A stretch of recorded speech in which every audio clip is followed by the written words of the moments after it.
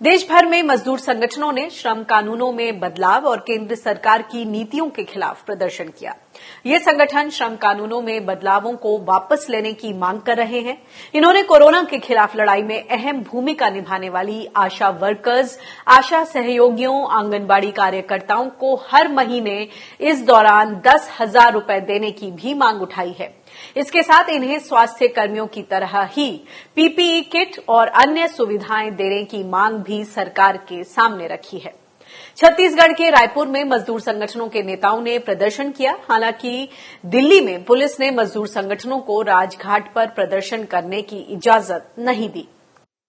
मोदी सरकार कोरोना के नाम पर एक तरफ महामारी के नाम पर लोगों में दहशत पैदा किया जा रहा है, दूसरी तरफ इसी अवसर का फायदा उठा करके मजदूरों के श्रम अधिकारों को छीने जा रहे हैं। देश की अर्थव्यवस्था पर हमला किया जा रहा है। देश के पब्लिक सेक्टर जो आत्मनिर्भरता की कुंजी है, उस पब्लिक सेक्टर को औने पौने दाम में नीलामी का कारोबार इसी कोरोना पीरियड में शुरू किया गया है। हम मांग कर रहे हैं इन सारे जो अग्रिम पंक्ति के कर्मचारी हैं उनको सुरक्षा उपकरण उपलब्ध कराए। जो आंगनबाड़ी हैं, मितानिन हैं, स्वास्थ्य कर्मचारी हैं, सफाई कर्मचारी हैं, अग्रिम पंक्ति के इन कर्मचारियों को जो दिन रात सेवा कर रहे हैं उन्हें अतिरिक्त 10,000 रुपए की सहायता दी जाए। देश में जो भी गैर आयकर दाता हैं उनको आगामी 6 माह तक जो है 7,500 रुपए की मदद पहुंचाई जाए। काफी लंबे समय से आशा वर्कर्स की सामाजिक आर्थिक सुरक्षा को मजबूत करने की मांग जोर पकड़ रही है। खासतौर पर कोरोना महामारी से निपटने में ये आशा वर्कर्स ही गांव-गांव में सरकार और जनता के बीच प्रमुख कड़ी का काम कर रही हैं। चाहे कोरोना से बचाव को लेकर जागरूकता अभियान चलाना हो या फिर घर घर जाकर आंकड़े जुटाने हो, ये सारी जिम्मेदारियां इन्हीं आशा वर्कर्स के कंधे पर है। एक अनुमान के मुताबिक देश भर में करीब 9 लाख आशा वर्कर्स हैं जो कि बीते 2 महीनों से कोरोना के खिलाफ जंग में डटी हुई हैं, लेकिन इन्हें ना तो सही वेतन मिल पा रहा है और न ही दूसरी सुविधाएं। করোনার জন্য যে যারা বাইরে থেকে আসছে বা এসেছে সেগুলোকে আমরা আলাদা বাড়িতে থাকতে বলছি বা তারা যেন নিজেদের সেফটির মধ্যে থাকে, ছোট বাচ্চা বা বাড়ির লোকের সঙ্গে বেশি মিলামেশা বা অন্য কোনো কিছু মানে সংস্পর্শে বেশি না থাকা, তারা সবসময় মাস্ক ব্যবহার করা, বাড়ির পরিবারের সবাইকে মাস্ক ব্যবহার করতে বলছি বা সবসময় সাবান দিয়ে হাত পা ধুয়ে স্যানিটাইজার ব্যবহার করা। और इस पर और ज्यादा बातचीत करने के लिए हमारे साथ अखिल भारतीय किसान सभा के संयुक्त सचिव बादल सरोज जी जुड़ गए हैं। बादल जी, स्वागत है आपका किसान बुलेटिन में। सबसे पहले ये बताएं कि अब फोकस जो है गांव पर आ गया है, जो माइग्रेंट वर्कर्स हैं वो लौट रहे हैं। ऐसे में कोरोना संकट में आशा वर्कर्स का अगर कहें तो कितना काम पहले से ज्यादा बढ़ गया है, उनकी क्या चुनौतियां हैं, उन पर किस तरह के दबाव हैं, क्या उन पर ध्यान दिया जा रहा है? मेरे हिसाब से तो कम से कम 1.5 करोड़ के आसपास लोग अपने घरों की ओर वापस लौट रहे हैं और घरों की ओर वापस लौट रहे हैं तो वो अपने गांव में जा रहे हैं और उस गांव में जा रहे हैं जहां पर स्वास्थ्य संबंधी हमारा जो तंत्र है वो सबसे ज्यादा कमजोर है। उसकी जो प्रिंसिपल हेल्थ सेक्रेटरी, उसकी चीफ सिविल सर्जन जो भी है वो केवल आशा वर्कर है। तो वहां पर जिस तरीके की स्थिति पैदा होने वाली है, उस स्थिति में आशा वर्कर के ऊपर जो जिम्मेदारी बढ़ने वाली है गांव को संक्रमण से बचाने के लिए और संक्रमित लोगों की चिंता करने के लिए, उसकी जो जिम्मेदारी बढ़ने वाली है, मुझे नहीं लगता कि हमारे देश की सरकारों की चिंता में इस तरीके की कोई बात है कि उसके लायक वो तैयार है कि नहीं, उसकी उस जिम्मेदारी को निभाने के लायक उसको मॉरल और अदरवाइज सपोर्ट दिया जा रहा है कि नहीं दिया जा रहा, इस तरीके की कोई चिंता नहीं है, इसलिए कि उसकी कोई वॉइस ही नहीं है। जो भारत की स्वास्थ्य व्यवस्था की बुनियाद की नींव है, जिस पर यह जर्जर हेल्थ सिस्टम खड़ा हुआ है, उसकी कोई वॉइस नहीं है। उसको इकट्ठा कर लिया जाता है, सुबह 9 साढ़े 9 बजे पहुंचना होता है उसको डिस्ट्रिक्ट हॉस्पिटल में या जहां पर भी वो डेजिग्नेटेड है, और 4-4, 5-5 घंटे वो लोग बैठे रहते हैं कि कब महामहिम फ्री होंगे और उसके बाद आके वो 15 मिनट में उनको निर्देश देंगे कि कोटा करके लाना है और ये करके लाना है। तो उसकी चिंताएं उनकी फिक्र में नहीं है, उनके एजेंडे में नहीं है।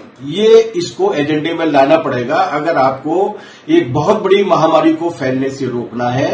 उसके लिए उसको उस तरीके से इक्विप करना पड़ेगा, उसको उस तरीके से तैयार करना पड़ेगा। देश भर में राष्ट्रव्यापी विरोध किया जा रहा है आशा वर्कर्स को लेकर, आपकी क्या मांगे हैं? सुरक्षा के आवश्यक उपकरण होने चाहिए, कम से कम हैंड ग्लव्स होने चाहिए, सैनिटाइजर्स होने चाहिए, ढंग के 3 पट्टियों वाले मास्क होने चाहिए, मास्कों को नियमित रूप से बदला जाना चाहिए, साबुन से हाथ धोने की बात की जा रही है, साबुन होना चाहिए। इतने न्यूनतम प्रोटेक्टिव गियर्स तो उनके पास होने चाहिए जो किसी भी आशा कार्यकर्ता को नहीं दिए गए हैं। इसकी दस्तावेजी जांच कर सकते हैं हम कि किसी को भी नहीं दिए गए। तो ये जो चीज है इसको थोड़ा सा ठीक करना होगा, उनको उसके लिए देना पड़ेगा। दूसरी बात यह कि अगर वो उन संक्रमितों के बीच में काम कर रही है तो उनकी रेगुलरली रैंडम टेस्टिंग होनी चाहिए। जब वो सिम्टम लेकर आएंगी, जब वो बीमार होकर आएंगी, जैसे कि मध्य प्रदेश में 3, 4, 5 आशा वर्कर्स के केसेज अखबार में भी छपे हैं, जब वो संक्रमित होकर आएंगे फिर आप क्या जांच करेंगे? इसलिए उनकी रैंडम जांच भी की जानी चाहिए ताकि उनमें आत्मविश्वास भी पैदा रहे कि अभी तक कुछ नहीं हुआ है और उसको ठीक करने की भी एक उम्मीद हो और समय पर उसके विस्तार को भी रोका जा सके। उनका बीमा का कवरेज दिया जाना चाहिए, वो एक बड़े काम में लगे हुए हैं।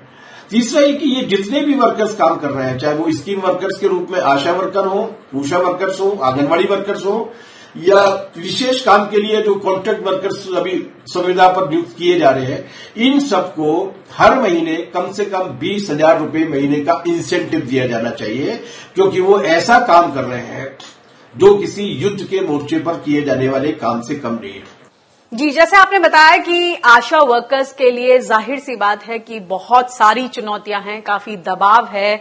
अब ये अनयूजुअल टाइम्स में क्या उनको भी out of the box thinking के साथ ट्रेनिंग दी जा रही है, उनकी काउंसलिंग की जा रही है, या फिर वो लोगों की काउंसलिंग कर पा रही हैं? क्या स्थिति है ग्राउंड पर? साइकोलॉजिकल हेल्प की आप बात कर रही हैं, मैं भोपाल की बात कर रहा हूं। यहाँ पे क्वारंटाइन सेंटर्स में सैकड़ों की संख्या में लोग हैं, 1,500 सवा हजार के आसपास लोग पॉजिटिव पाए जा चुके हैं। उन क्वारंटाइन सेंटर्स में जो लोग हैं उनकी काउंसलिंग करने के लिए भी हमारे तंत्र के पास उतने समुचित चिकित्सक नहीं है कि जो उनके बीच में 1 घंटा जाकर बैठकर उनको समझा सके कि क्या होने वाला है, क्या नहीं होने वाला। जो मेडिकल स्टाफ काम कर रहा है, जो वार्ड वाइज काम कर रही है, जो नर्सेज काम कर रही है, उनकी भी काउंसलिंग की आवश्यकता है। तीनों तरीके की काउंसलिंग, उनकी साइंटिफिक और इन्फेक्शन को लेकर शायद काउंसलिंग करने की जरूरत कम पड़े, लेकिन उनकी ये साइकोलॉजिकल काउंसलिंग करने की आवश्यकता है। लेकिन उनको कोई ट्रेन करने के लिए लोग नहीं है, तो आशा कार्यकर्ताओं को कौन ट्रेन करेगा? उनके साथ संवाद करने की आवश्यकता है। आपने बिल्कुल सही सवाल उठाया है कि उन्हें अगर इस बहुत बड़ी मोर्चे पर फ्रंट लाइन पे काम करने के लिए भेजना है तो आपको उन्हें पूरी तरीके से लैस करना पड़ेगा। उनके पास जानकारी होनी चाहिए, उनका आत्मविश्वास होना चाहिए और उन्हें पूरा भरोसा होना चाहिए कि वो जिस काम को कर रही है वो जरूरी है और उनकी जान उस तरीके से खतरे में नहीं पड़ेगी। लेकिन अनिका जी, ठीक यही काम है जो नहीं हो रहे हैं दुर्भाग्य से, और इसीलिए ये डर पैदा होता है कि जिस सरकार के सुपर से सुपर पावर वाली जो कोविड-19 कमेटी बनी थी, जिसने 16 तारीख के बाद प्रेस कॉन्फ्रेंस लेना ही बंद कर दिया है, जिसने ये दावा किया था कि 16 मई के बाद कोई केस नहीं आएगा, अब 3600 के हिसाब से हर रोज केस आ रहे थे और जिस तेजी के साथ ये बढ़ रहा है उसमें अगर हम आशा वर्कर से लेके वरिष्ठ डॉक्टर तक इन सारे के सारे मेडिकल प्रोफेशनल्स को अगर हम ठीक तरीके से इक्विप नहीं करेंगे, उनमें विश्वास पैदा नहीं करेंगे, उन्हें प्रोटेक्टिव गियर्स नहीं देंगे, तो हम एक बहुत बड़ी महामारी की चपेट में आने की आशंका में है। इसके लिए उपाय उठाए जाने चाहिए। जी, शुक्रिया हमसे बातचीत करने के लिए।